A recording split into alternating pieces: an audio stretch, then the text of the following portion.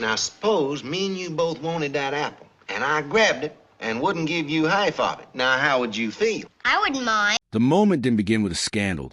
IT didn't arrive with breaking news or explosive headlines. There were no dramatic walkouts, no public accusations, no sudden collapse of a beloved image. And yet, something shifted behind the scenes of the Andy Griffith Show, quietly, steadily, and in a way that would eventually reshape how locals, insiders, and even fans viewed Andy Griffith himself. Because the version of Mayberry that millions fell in love with wasn't the full story. On screen, Mayberry was simplicity, a place of warmth, humor, and timeless values. Sheriff Andy Taylor, played by Griffith, represented calm authority, a man who solved problems with wisdom instead of force. The town felt real, almost tangible, so much so that people believe it reflected the true spirit of Griffith's own roots. But off camera, the reality was far more complicated. In Griffith's hometown of Mount Airy, the real-life inspiration for Mayberry, pride initially ran deep. Locals embraced the connection. Businesses leaned into the identity. Tourism grew. For a time, it felt like fiction and reality had merged into something uniquely special. Then, slowly, perception began to shift. Because while the show celebrated small-town life, some residents felt it also simplified it, turning a complex, evolving community into a frozen image of nostalgia. To outsiders, Mount Airy became Mayberry. But to those who lived there, that comparison began to feel limiting, even frustrating. And at the center of that tension stood Griffith himself. Despite his deep connection to town, Griffith rarely leaned into Mayberry identity publicly in later years. Interviews suggested distance. Appearances were selective. To some locals, it felt like the man who had put their town on the map was no longer fully embracing it. No confrontation ever defined the shift, and no single moment explained it.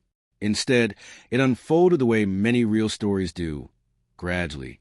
Business owners noticed changing attitudes. Residents expressed mixed feelings about the town's growing tourist identity. And whispers began to circulate that the image of Mayberry had become both a blessing and a burden. Behind the scenes, even within Hollywood, Griffith's relationship with the show that made him famous was more complex than it appeared.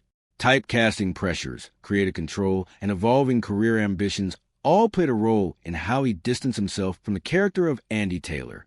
It wasn't rejection, IT was repositioning. But perception doesn't always follow intention. To some fans, Griffith would always be Andy Taylor, that to some locals. He was both a symbol of pride and a reminder how their town had been redefined by television. And so, the reality of Mayberry existed in two forms. One preserved on screen, untouched, idealized, eternal. The other lived daily, changing, adapting, and occasionally pushing back against a very image that made it famous.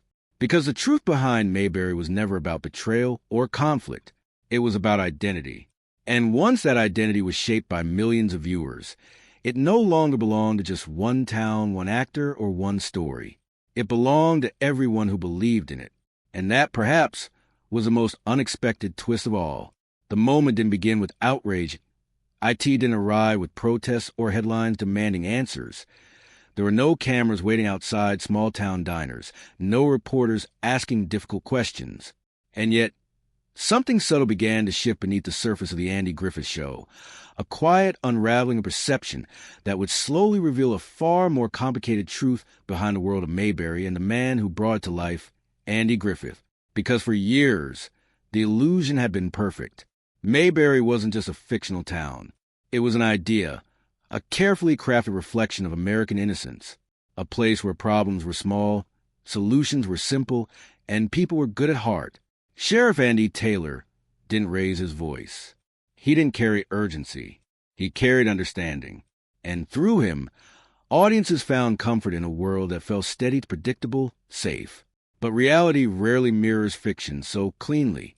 In Mount Airy, the real town that inspired Mayberry, that contrast began to grow more noticeable over time. At first, the connection brought excitement. Visitors arrived, eager to see the real Mayberry. Streets were compared. Buildings were photographed. Stories were told and retold until memory itself began to blur into narrative. For a while, it worked.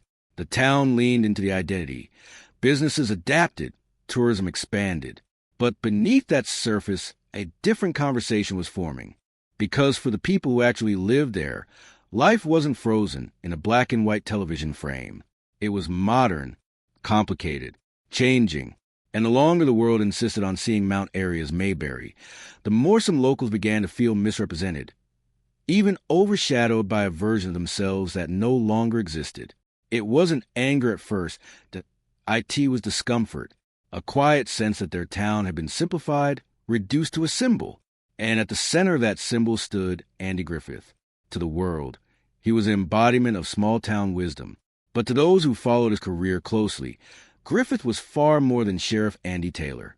He was an actor with range, ambition, and a desire to move beyond the role that defined him. That desire created distance.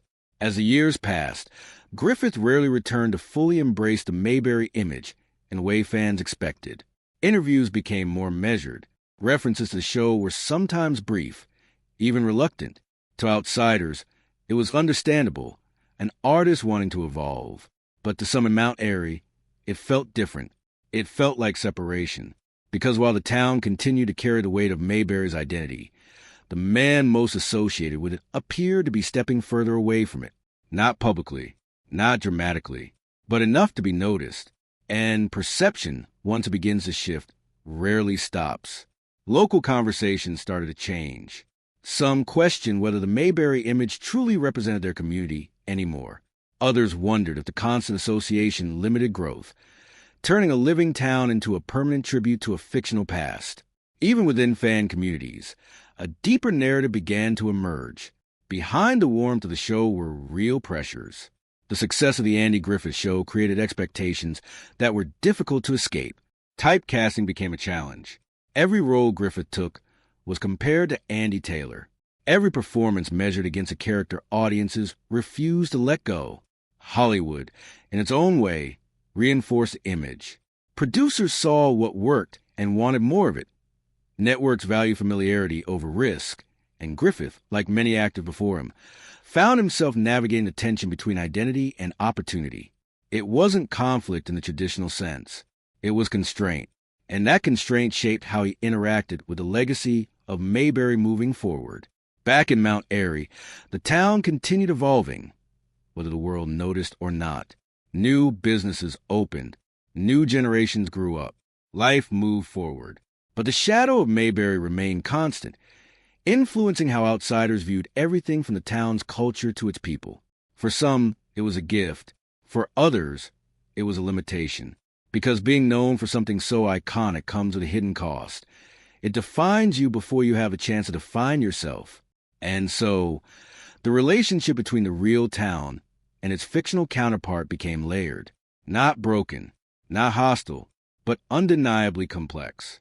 There were still celebrations, still festivals, still visitors chasing the feeling of a simpler time. But there was also a growing awareness that Mayberry was never meant to be a permanent identity. It was a story, one that captured a moment, an idea, a mood, not a complete reality. And as that awareness spread, the narrative began to change. Not dramatically, not publicly, but steadily. The truth behind Mayberry wasn't about deception. It wasn't about betrayal by Andy Griffith or rejection by the town that inspired it. It was about evolution, a fictional world that stayed the same and a real one that couldn't. Because time moves forward even when stories don't. And in that gap between fiction and reality, something fascinating happens. People begin to see both more clearly. The charm remains. The nostalgia survives. But it's no longer the only version of the truth. Mayberry still exists, but so does everything beyond it. And perhaps the most revealing part of the story isn't that the illusion faded. It's that it lasted as long as it did. The moment didn't begin with a breaking point. IT didn't arrive with controversy or a public turning against a legacy. There were no headlines announcing a fracture between myth and reality.